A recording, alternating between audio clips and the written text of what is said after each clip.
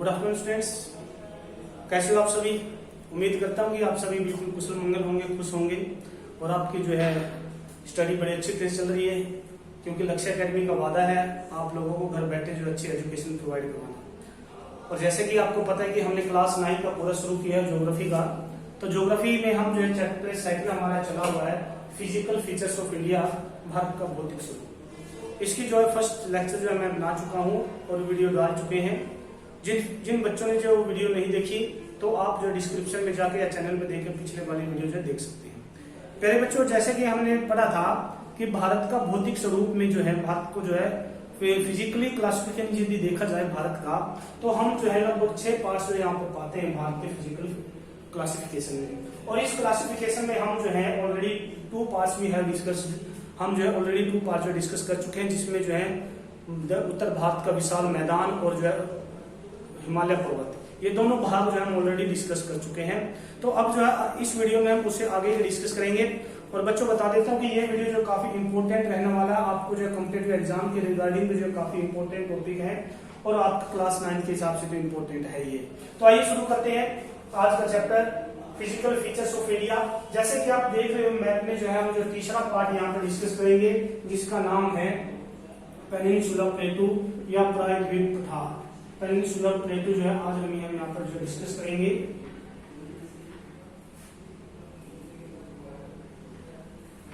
ठीक है, पेनिनसुला प्लेटू या प्रायद्वीप पठार। तो बच्चों आपने जो है पिछली वीडियो में देखा था जो उत्तर भारत का विशाल मैदान है, ठीक है, जिसको हम दक्षिण गंगा ब्रह्मपुत्र सतलुज का मैदान जिसको हम बोलते हैं, उसी मैदान के दक्षिण बाउंड्री के साथ लगता हुआ ये प्रायद्वीपीय पठार। सबसे पहले मैं आपको बता दूं प्रायद्वीपीय का मतलब क्या होता है कि जब मान लीजिए कोई भूखंड, कोई भी जमीन का टुकड़ा जो है 3 ओर से जो है पानी से घिरा हुआ हो तो उसे जो है प्रायद्वीप बोला जाता है, उसे जो पेनिनसुला बोला जाता है। जैसा कि जो चारों तरफ से घिरा हो उसे जो आइलैंड्स कहते हैं, और बट जो 3 साइड से जो है पानी से घिरा हुआ हो उसे जो है पेनिनसुला कहते हैं, उसे जो है प्रायद्वीप कहते हैं। तो यहाँ पे आप देखिए भारत को, ठीक है, ये भारत की स्थिति है, आप देख लीजिए इंडियन ओशियंस में ये जो है इंडियन ओशियन हुआ, इंडियन ओशियन, ठीक है, आप इसकी स्थिति समझ सकते हो। ये इंडियन ओशियन हुआ, ये हुआ हमारा अरेबियन सी, अरेबियन सी। उसके बाद यहाँ पे हम देखेंगे bay of Bengal, bay of Bengal, ठीक है। तो ये 3 डायरेक्शन से जो ये हमारा पार्ट जो है दक्षिण भारत जो है पानी से घिरा हुआ है, इसलिए इसको प्रायद्वीप कहा जाता है, पेनिनसुला कहा जाता है। तो ये तो बात हुई आपकी कि भारत को जो है प्रायद्वीप पठार, जो इसको प्रायद्वीप पठार या भारतीय प्रायद्वीप क्यों कहा जाता है। अब देखिए, अब हम पढ़ेंगे पूरी तरह से प्रायद्वीप पठार को, ये चीज क्या है प्रायद्वीप पठार का मतलब क्या होता है। दूसरा क्वेश्चन है पठार का मतलब क्या है। पठार का मतलब होता है कि जो हमारा मैदान होता है उस सामान्य मैदान से ऊपर उठा हुआ भाग, ठीक है, जो है नोकीला न हो, ठीक है, जो कोनिकल न हो, बट जमीन से सामान्य मैदान से ऊपर उठा हुआ हो और उसको एक चपटा जैसे आपकी टेबल होती है, ठीक है, जस्ट लाइक अ टेबल, प्लेटू जो है जस्ट लाइक अ टेबल, एक मेज की तरह से होता है। तो ये हमारा प्रायद्वीप पठार जो भाग है, जो दक्षिण भारत का भाग है, ये भी जो है कि मेज की तरह से है, सामान्य मैदान से जो ऊपर है। जो हमारा ये दक्षिण जो गंगा और ब्रह्मपुत्र का जो मैदान है, इस मैदान से ये हमारा मैदान जो ऊपर उठा हुआ है। और यहाँ से हम देखेंगे कि जैसे ही मान लीजिए यहाँ से ये गंगा और ब्रह्मपुत्र का मैदान खत्म होना शुरू हो जाता है, तो धीरे धीरे जो है ये पठार जो ऊपर की ओर उठना शुरू कर देता है। तो ये शुरू करते हैं प्रायद्वीप पठार।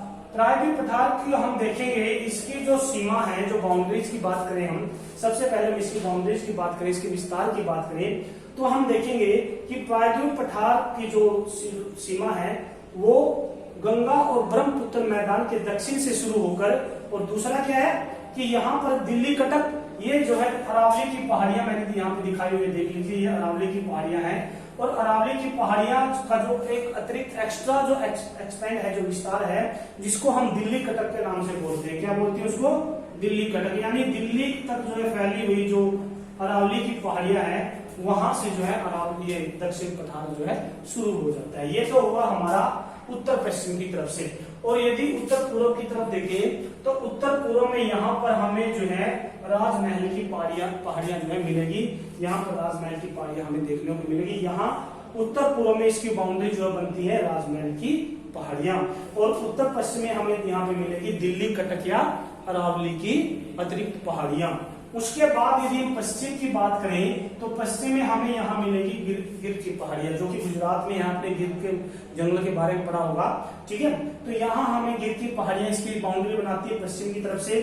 और यदि पूर्व की बात करें तो पूर्व में जो है पूरा तटीय मैदान जो है ये इसकी बाउंड्री बनाता है। और यहाँ पर यदि हम पश्चिम की पूरी तरह से बात करें तो यहाँ पर कोंकण तट, मालाबार तक, ये आगे हम तटीय क्षेत्र में पढ़ेंगे।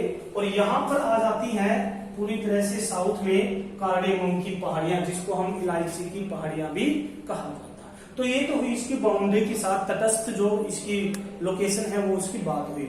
अब इसके विस्तार की यदि हम बात करें तो प्रायद्वीपीय पठार का जो विस्तार है नॉर्थ टू ईस्ट, यहाँ नॉर्थ टू साउथ की यदि बात करें, नॉर्थ टू एंड टू, ठीक है, नॉर्थ टू साउथ की यदि हम बात करें तो इसकी जो लंबाई है वो लगभग 1600 किलोमीटर है। ठीक है, आपसे क्वेश्चन पूछता हूं, आपसे क्वेश्चन जो पूछा जा सकता है कि प्रायद्वीपीय पठार की उत्तर से लेकर के दक्षिण तक कुल कितनी लंबाई है। तो ये लंबाई जो 1600 किलोमीटर है। उसके बाद हम यहाँ पर देखते हैं इसकी जो लंबाई है, जो चौड़ाई है, वो कहेंगे हम ईस्ट टू वेस्ट में इसकी चौड़ाई की बात करें तो लगभग 1400 किलोमीटर जो यहाँ पर इसकी लंबाई देखने को हमें मिलती है। तो ये तो हुआ इसका विस्तार पूर्व से लेकर पश्चिम तक और उत्तर से लेकर दक्षिण तक, ये जो इसका विस्तार हुआ। अब इसकी बात करते हैं हम इसके औसत ऊंचाई की। जैसे जैसे हम इधर उत्तर से लेकर के दक्षिण की तरफ बढ़ते चले जाते हैं तो हम पाएंगे उत्तर से लेकर के दक्षिण तक जो इसकी ऊंचाई जो धीरे धीरे बढ़ती चली जाती है। इसकी ऊंचाई यहाँ पर जो है 150 मीटर हमें देखने को मिलेगी। याद रखना, ये जो ऊंचाई है ये हमेशा वाटर लेवल से यानी कि समुद्र तल से जो है मापी जाती है। कई बार ये पॉइंट मैं डिस्कस कर चुका हूं। हमेशा किसी भी स्थान की जो ऊंचाई की बात आती है वो समुद्र तल से मानी जाती है। जैसे मान लीजिए माउंटेन की बात करें, माउंट एवरेस्ट की बात करें तो माउंट एवरेस्ट की जो है ऊंचाई 8848 मीटर है। वो जो है किस लेवल से मानी गई है, वो समुद्र तल से मानी गई है।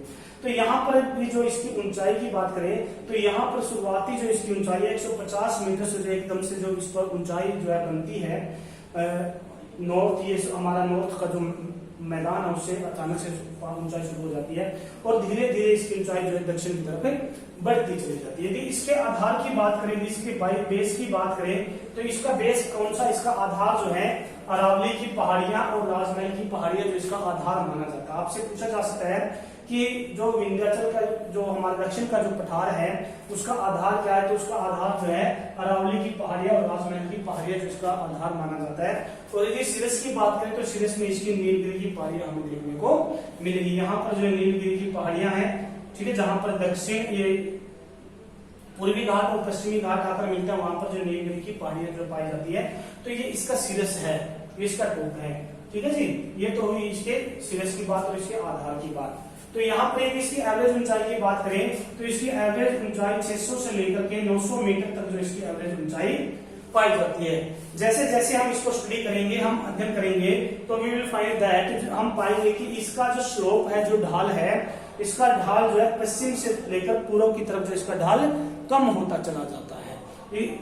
एग्जाम्पल की बात करें, यदि हम इसके प्रमाण की बात करें कि कौन सी बातें हैं, कौन सी चीजें हैं जो इस बात को प्रूव करती हैं कि जो प्रायद्वीपीय पठार है इसका ढलान जो है पश्चिम से लेकर के पूर्व की तरफ आ जाता है। तो यहाँ पर हम देखेंगे, यहाँ से प्रायद्वीपीय पठार से निकलने वाली जो नदियां हैं, मुख्य नदियां महानदी, गोदावरी, कृष्णा और कावेरी, ये 4 प्रमुख नदियां हैं जिनका ढलान जो है, ये देखिए सारी की सारी नदियां यहाँ पीछे से जो है ओरिजिन होती है, यहाँ से पश्चिमी घाट से इन नदियों का जो ओरिजिन होता है, उत्पत्ति होती है और इनका ढलान जो है पूर्वी घाट की तरफ जो पाया जाता है। ठीक है बच्चों, अभी यदि हम इसका क्लासिफिकेशन देखें, पेनिनसुला प्लेटू का यदि हम क्लासिफिकेशन देखें तो हम इस यहाँ पर हम पाएंगे कि नर्मदा और तापी की जो नदियां हैं, इन घाटियां जो है इस मैदान को, इस पठार को जो मुख्य रूप से दो भागों में बांट दिया गया है। इसका जो उत्तरी पार्ट है, ये वाला जो पार्ट है, ये इतना पार्ट आप मान लीजिए, ये वाला, इसको जो है उच्च भूमि कहा जाता है। ठीक है, इसके उत्तरी भाग को जो है क्या कहा जाता है, उच्च भूमि के नाम से जाना जाता है, उच्च भूमि के नाम से जाना जाता है। इस उच्च भूमि में हम पाएंगे मालवा का पठार, उसके बाद छोटा नागपुर का पठार, ये दो मुख्य पठार जिसमें छोटे छोटे पठार जो देखने को मिलते हैं। अब सबसे पहले हम डिस्कस करते हैं मालवा का पठार। यदि मालवा के पठार की हम बात करें तो मालवा के पठार की जो सीमाएं है, इसका जो उत्तर पश्चिम में जो इसकी सीमाएं जो अरावली पर्वत से लगती है, और नीचे की तरफ देखिए यदि हम दक्षिण की तरफ चले तो विंध्याचल पर्वत जो इसकी बाउंड्री बनाता है। उसके बाद यहाँ से चंबल बेतवा नदियां जो निकलती हैं, जो धीरे धीरे जो है इधर उत्तर की तरफ जो है चली जाती है, और आगे जो है यमुना नदी में ये मिल जाती है। यमुना नदी में मिलकर जो है ये इनका एग्जिस्टेंस जो है वहीं पर समाप्त हो जाता है। उसके बाद इन नदियों के द्वारा जो है ये जो बेसाल्ट का जो एक बेसाल्ट चट्टानों से बना हुआ एक पूरा पठार है, जिसको हम जो है एक तरह से ज्वालामुखी जो है उद्गार से जो निकली हुई राख है, जो लावा है, उससे इसका निर्माण हुआ है। और जब ये नदियां इस क्षेत्र पर बहती है तो वहां से बेसाल्ट मिट्टी को जो अपने साथ बहा कर ले जाती है, और वहां पर जो है एक तरह से काली मिट्टी की परत जो है बिछा देती है, जिसको हम दक्कन ट्रैप भी बोलते हैं। दक्कन ट्रैप, इसे जो है काली मिट्टी की परत पाने के कारण जो इसे दक्कन ट्रैप बोलते हैं। और हम यहाँ पर जानते हैं, जब यदि काली मिट्टी के क्षेत्र की बात करें तो यहाँ पर जो काली मिट्टी का क्षेत्र विशेष रूप से पाया जाता है, जिसमें जो कपास की खेती के लिए बहुत ज्यादा उपयोगी माना जाता है। तो ये तो हुआ मालवा के पठार का एक तरह से क्लासिफिकेशन वितरण होगा। उसके बाद हम जब देखते हैं आगे तो यहाँ पर छोटा नागपुर के पठार की बात करते हैं, और इनके बीच में जो एक और जो छोटा पठार हमें देखने को मिलता है, जिसको बुंदेलखंड या बघेलपुर का पठार जो है कहा जाता है। ये सारा का सारा जो एक तरह से देखा जाए तो मालवा पठार का ही जो है विस्तार है, जिसमें हम बुंदेलखंड और बघेलखंड और उसके बाद छोटा नागपुर, हजारीबाग का पठार, ये बिल्कुल डीपली चले जाते हैं। यदि हमने जो है एक तरह से बिल्कुल डीपली स्टडी करनी है तो हम यहाँ पर जो है इसका पूरी तरह से क्लासिफिकेशन पाएंगे। मालवा का पठार, बुंदेलखंड, बघेलखंड, हजारीबाग और छोटा नागपुर, ठीक है, ये सारे के सारे पठारों से मिलकर जो हमने इसको एक नाम दे दिया मालवा का पठार। उसके बाद छोटा नागपुर का पठार। यदि छोटा नागपुर की बात करें तो इसके जो उत्तर पूर्व में जो राजमहल की पहाड़ियां पाई जाती है, और इसकी जो साउथ वाली जो बाउंड्री है वो महानदी के साथ जो है बनती है। इन दोनों पठारों की एवरेज ऊंचाई की बात करें वो लगभग 300 से लेकर के 600 मीटर तक जो इसकी एवरेज ऊंचाई पाई जाती है।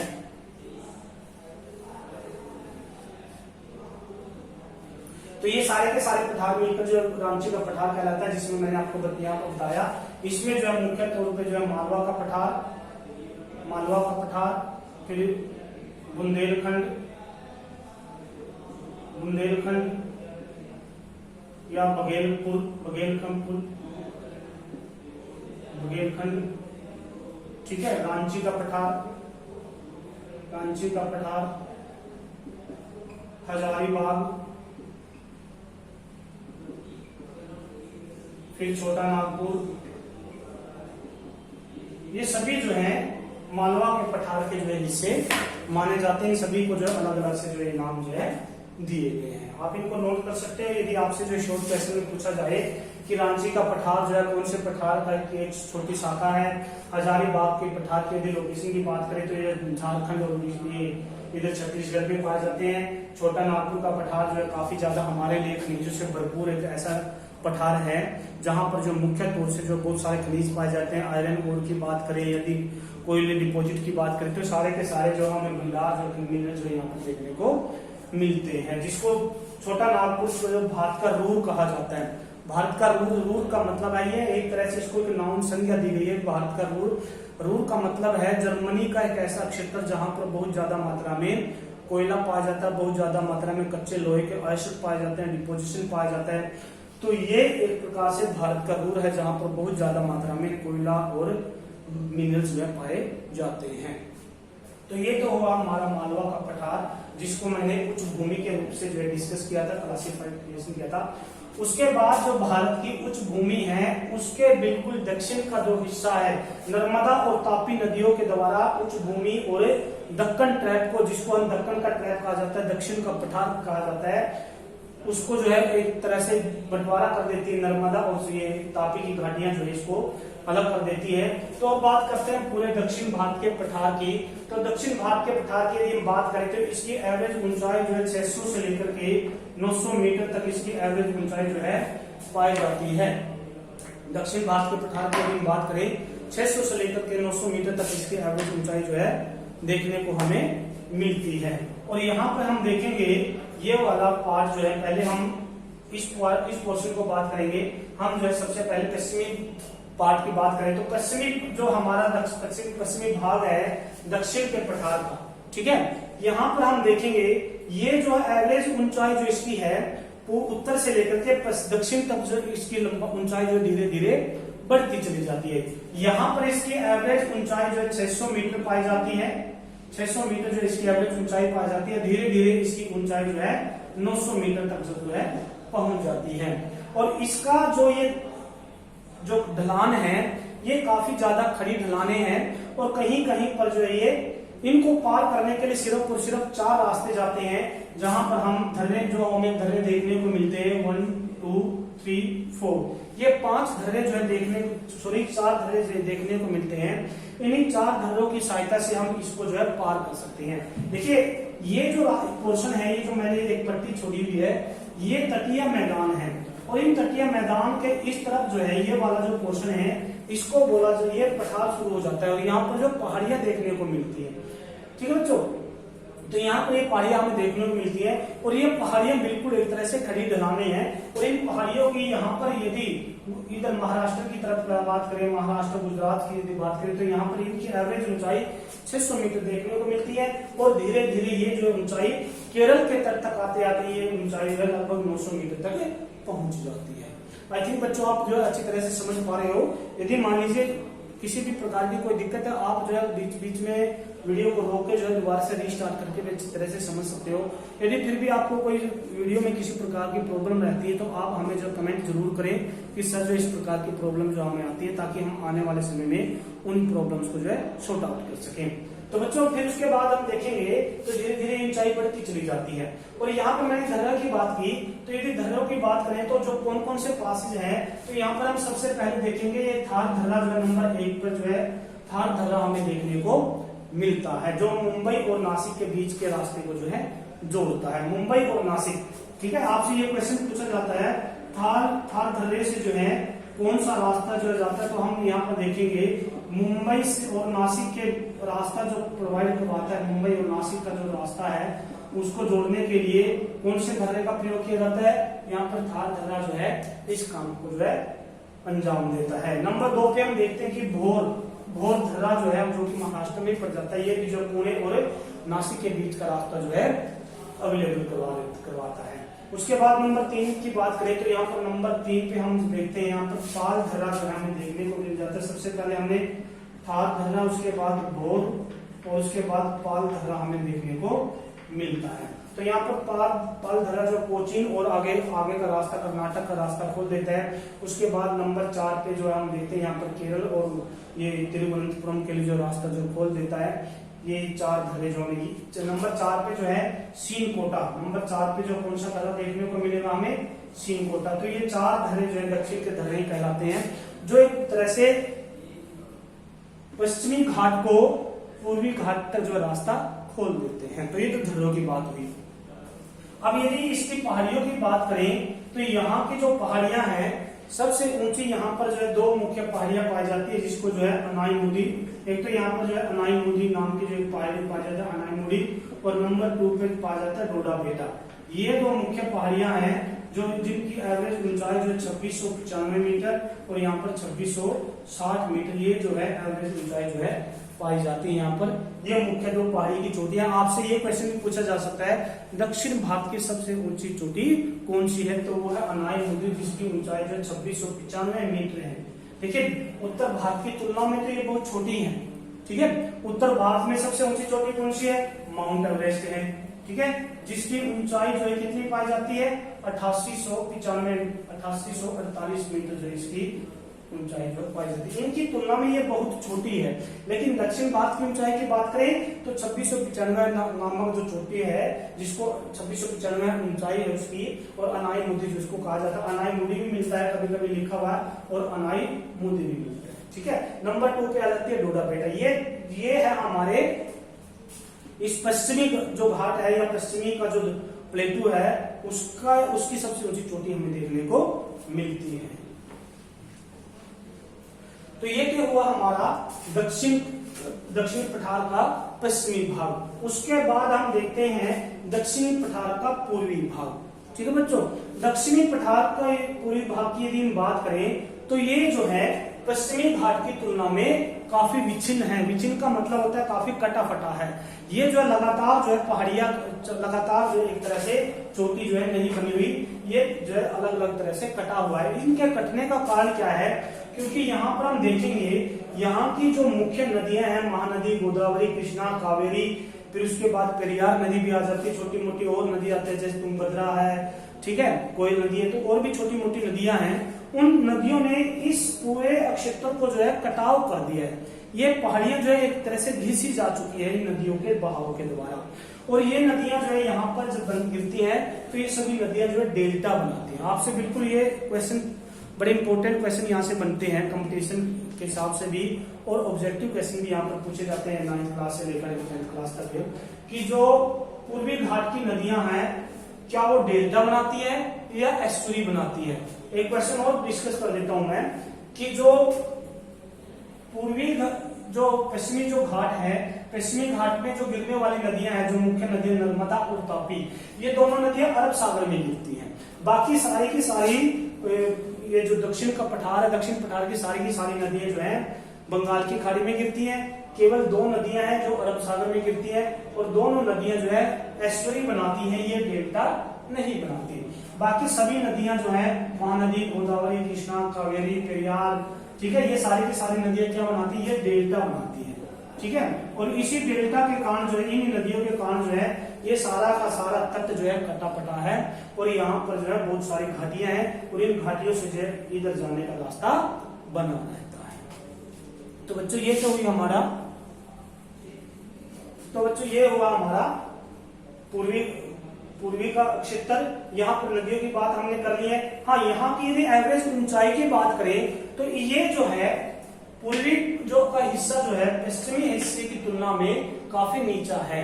इसकी ऊंचाई जो बहुत कम देखने को मिलती है, और यहाँ इसका जो पूरा जो क्षेत्र है वो कटा फटा क्षेत्र हमें देखने को मिलता है। रीजन मैंने बताया कि नदियों के द्वारा इस एरिया को जो है काट दिया गया है, काफी इसका घर्षण जो है कर दिया गया है। तो बच्चों ये इस प्रकार से हमारा जो है पूरा दक्षिण भारत का पठार जो हमने डिस्कस किया।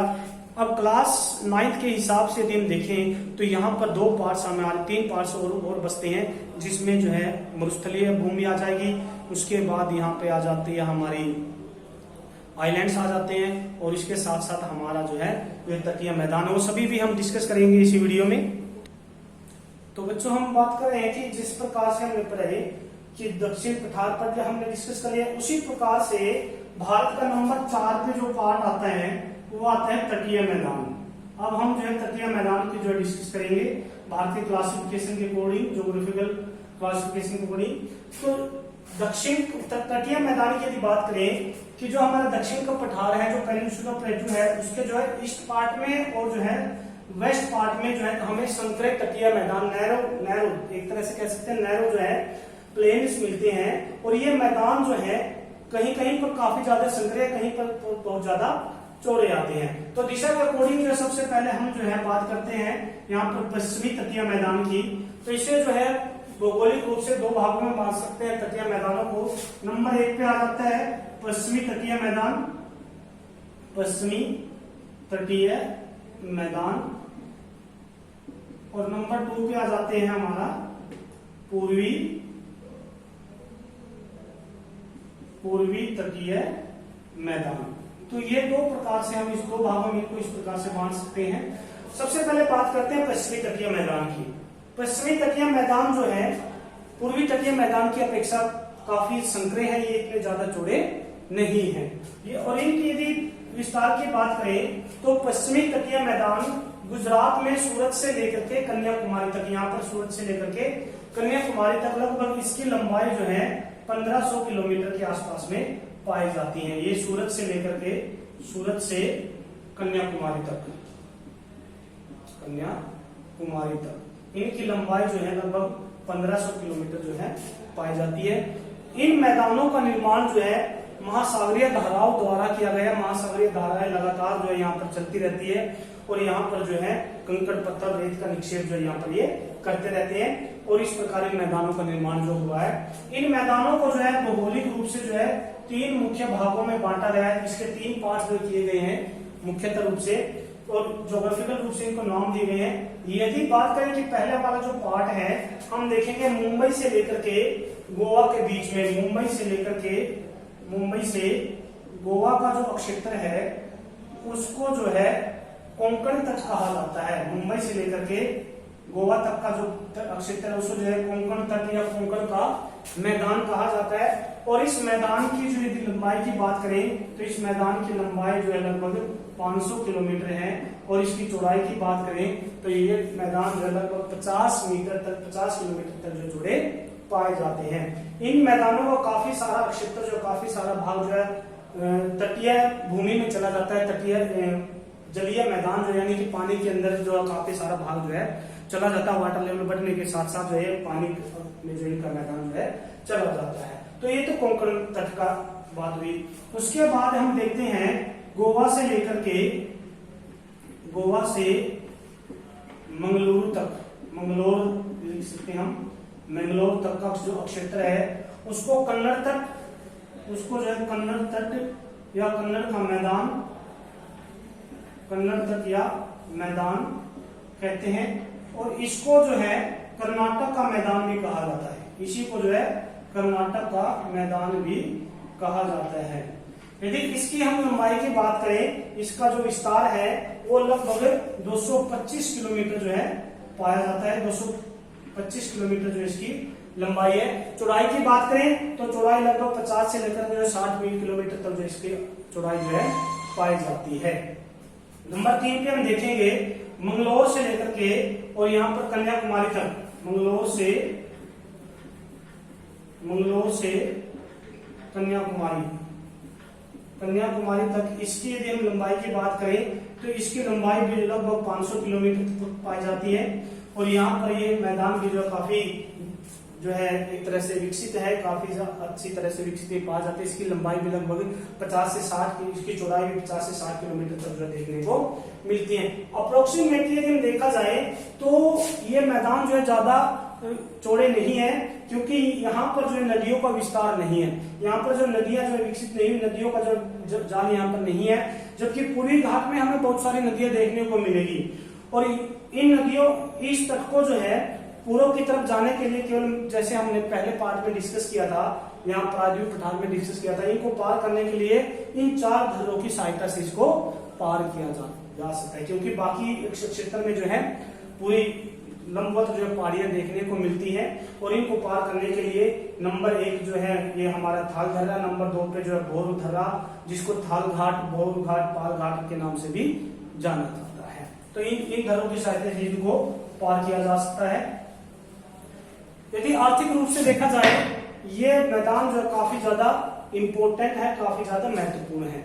इन मैदानों के साथ पास जो है काफी सारी जो है हमें कुछ बंदरगाह देखने को मिलती है जो एक आर्थिक रूप से और वैश्विक रूप से काफी ज्यादा महत्वपूर्ण है। यदि बंदरगाह की बात करें तो सबसे पहले हमें जो गुजरात में कांडला बंदरगाह या कांडला बंदरगाह जो देखने को मिलेगी, जो आर्थिक रूप से बहुत ज्यादा उपयोगी है। उसके बाद नंबर 2 पे की बात करें तो सूरत बंदरगाह भी हमें जो गुजरात में मिलेगी, लेकिन वो वैश्विक रूप से ज्यादा विकसित नहीं हुई। यदि महाराष्ट्र की बात करें तो महाराष्ट्र में हमें जो है मुंबई की जो बंदरगाह है वो सबसे ज्यादा इंपॉर्टेंट और सबसे ज्यादा व्यस्त बंदरगाहों में से एक है। उसके बाद इसी का जो है बोझ कम करने के लिए यहाँ पर जो है दूसरी जो है प्राकृतिक रूप से बंदरगाह का निर्माण किया गया, जिसको नाहवा सेवा के नाम से जो है जाना जाता है। नाहवा सेवा बंदरगाह जो इसको कहा जाता है। फिर उसके बाद यहाँ पर जो है हमें गोवा वाली जो है बंदरगाह देखने को मिलेगी। फिर मंगलोर तट पर जो मंगलोर जो मिलेगी, फिर कोचीन बंदरगाह देखने को मिलेगी। इस प्रकार जो है इस घाट पर जो है काफी सारी बंदरगाह देखने को मिलेगी, जो एक तरह से सभी प्राकृतिक बंदरगाह है और आर्थिक रूप से भी भारत के लिए काफी ज्यादा उपयोगी है।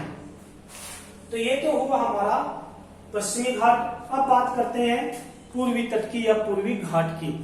पूर्वी घाट जो है पश्चिमी घाट की तुलना में काफी ज्यादा चौड़े हैं और ये लगभग जो इनका विस्तार जो है लगभग 250 से लेकर के 300 किलोमीटर तक जो चौड़े ये मैदान जो देखने को मिलते हैं।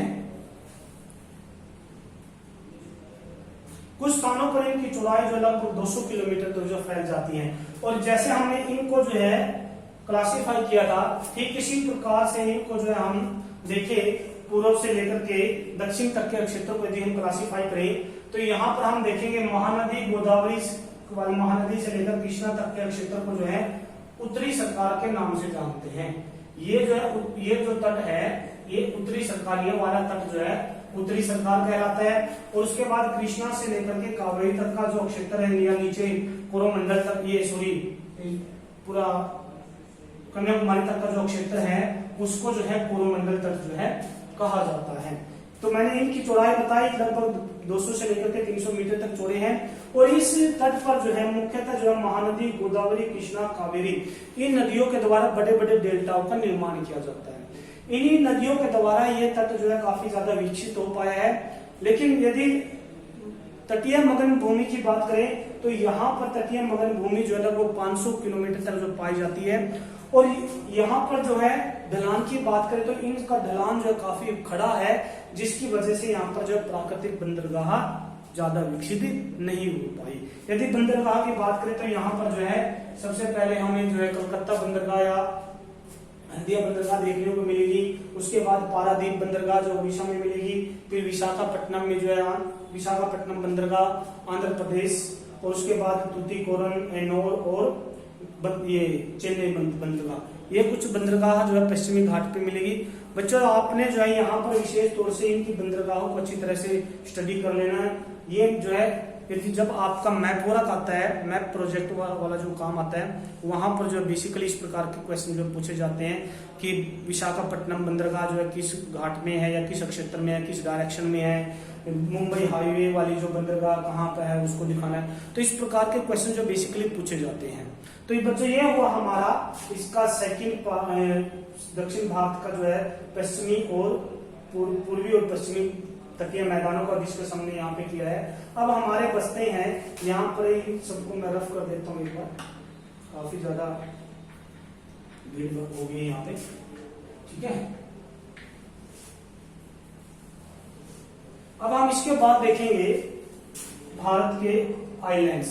यदि भारतीय आइलैंड्स की बात करें तो भारतीय आइलैंड्स के मुख्यतः 2 ग्रुप हैं, जिसमें हमें सबसे पहले देखने को मिलेंगे अंडमान और निकोबार। ये काफी ऊपर चला गया है, नीचे तक देखो, ठीक है। ये है हमारे अंडमान एवं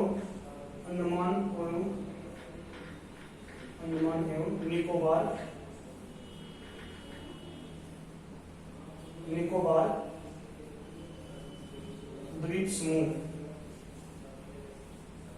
और यहां पर आ जाता है हमारा लक्षद्वीप समूह।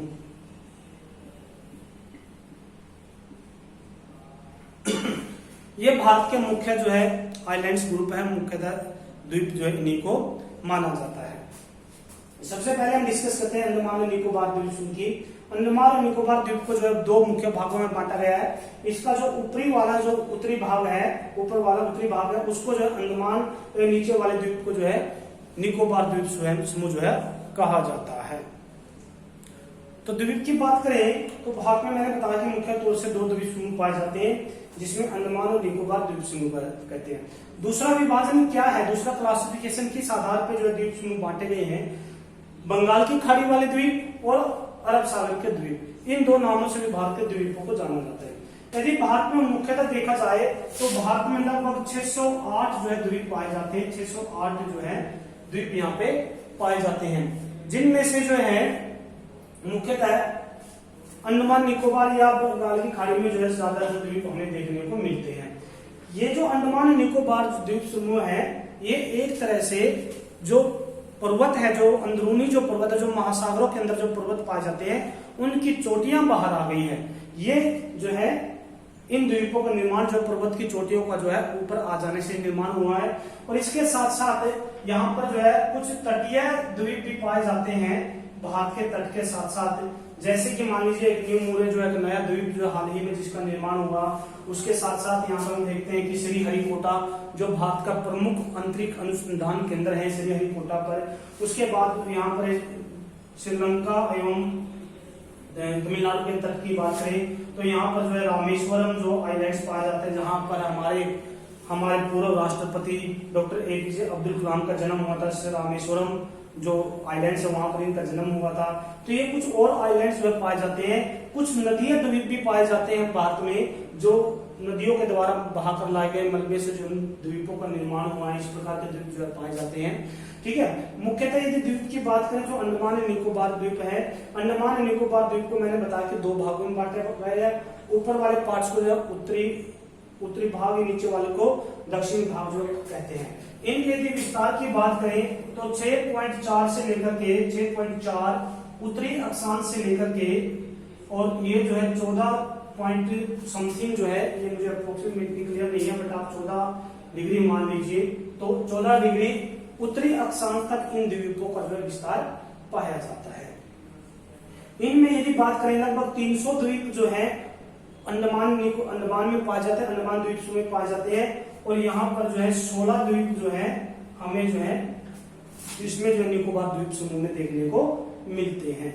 यदि इनकी पर्वतीय चोटी की बात करें तो यहाँ पर हम जो है यहाँ पर जो सबसे मुख्य इसकी जो चोटी है उसको सेंट्रल पीक कहा जाता है। सेंट्रल चोटी जो इसको कहा जाता है, सेंट्रल चोटी है जो सबसे ऊंची चोटी है अंडमान निकोबार द्वीप में। और एक और मेन क्वेश्चन है यहाँ पे, भारत का इकलौता जो ज्वालामुखी है जो कि बैरन आइलैंड्स पे है, बैरन द्वीप जिसको बोलते हैं, बैरन द्वीप पर है, और बैरन ज्वालामुखी है जो भारत का इकलौता जीवित जो है ज्वालामुखी, ये इकलौता ज्वालामुखी भारत में पाया जाता है जो कि अंडमान निकोबार द्वीप समूह पे है और जिसको बैरन द्वीप या बैरन आइलैंड्स कहा जाता है।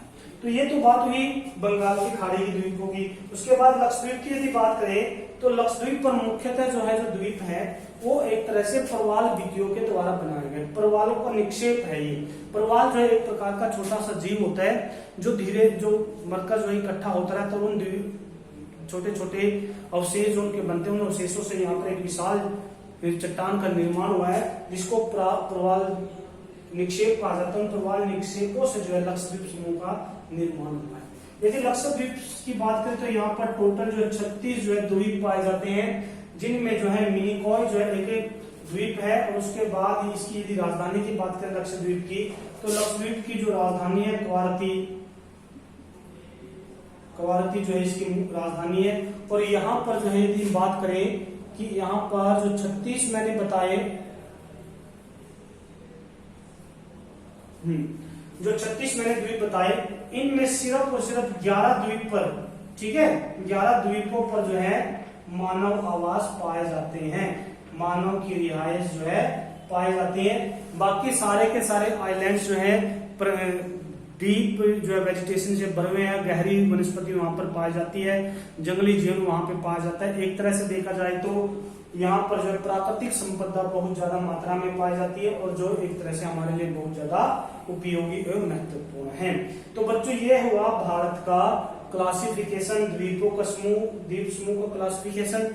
उसके बाद एक पार्ट हमारा बचता है, वो है हमारा ये भारत का मरुभूमि, भारत का रेगिस्तान जिसको हम कहते हैं। यदि भारत के रेगिस्तान की बात करें तो भारत का रेगिस्तान जो है इसकी यदि बाउंड्री की बात करें, इसके जो उत्तर में जो है विशाल मैदान जो हमें देखने को मिलेगा और इसकी जो ये बाउंड्री है पूर्व और पश्चिम की, पूर्व और दक्षिण की यदि बाउंड्री है वो जो है अरावली पर्वत के साथ लगी हुई है। और इधर जो है ये कच्छ का जो क्षेत्र है वो जो सिंध तक जो फैला हुआ है। और यहाँ पर जो है बाड़मेर जैसलमेर में जो मुख्यतः जो है रेत के टीले जिसको हम बोलते हैं, एक तरह से बरखान द्वीप, बरखान जिसको कहा जाता है, ठीक है, लहरदार जो किले होते हैं उनको बरखान कहा जाता है, वो जो बाड़मेर और जैसलमेर में बहुत ज्यादा देखने को मिलते हैं। भारत का ये वो क्षेत्र है जहां पर बहुत कम मात्रा में जो वर्षा देखने को मिलती है। यदि भारत के एक सबसे कम वर्षा वाला क्षेत्र की बात करें तो वो लद्दाख है, क्योंकि वहां पर जो वर्षा बिल्कुल नाम मात्र की होती है। उसके बाद यहाँ पर जो है यदि इस क्षेत्र की बात करें तो यहाँ पर तो जो है 11 mm पर यह जो वर्षा जो देखने को मिलती है। 11 मिलीमीटर जो है प्रति वर्ष वर्षा यहाँ पर देखने को मिलती है। यहाँ पर जो है वनस्पति नाम मात्र होती है। यहाँ पर कैक्टस जो बहुत ज्यादा मात्रा में पाए जाते हैं, और यहाँ का जो मुख्य जो प्राणी है वो ऊंट देखने को मिलता है। ऊंट यहाँ पर इकलौता ऐसा जानवर जो अच्छी तरह से सर्वाइव कर पाता है। वनस्पति यहाँ पर नाम मात्र मिलती है, और यहाँ पर चारों तरफ जो रेत देखने को मिलता है। तो बच्चों इस प्रकार ये हमारा 9th का जो चैप्टर जो कंप्लीट होता है, chapter 2 physical features of India. इसके एनसीईआरटी सॉल्यूशन जो आपको डिस्क्रिप्शन में मिलेगा। वीडियो आपको कैसी लगी बच्चों कमेंट जरूर करें, अपने दोस्तों के साथ शेयर करें ताकि और भी इस वीडियो का जो लाभ उठा सके। इसी प्रकार से हमारी लगातार वीडियो आती रहेगी। यदि कोई बच्चा हमारे चैनल के साथ नया जुड़ा हुआ है तो हमारे चैनल को लाइक करें, सब्सक्राइब करें और ज्यादा से ज्यादा शेयर करें ताकि आपके दोस्त भी जो इस प्रकार के हमारे वीडियो को लाभ उठा सके। तो ओके दोस्तों, मिलते हैं नेक्स्ट वीडियो में नेक्स्ट टॉपिक के साथ। तब तक के लिए बने रहिए लक्ष्य एकेडमी के साथ। Thanks and have a nice day.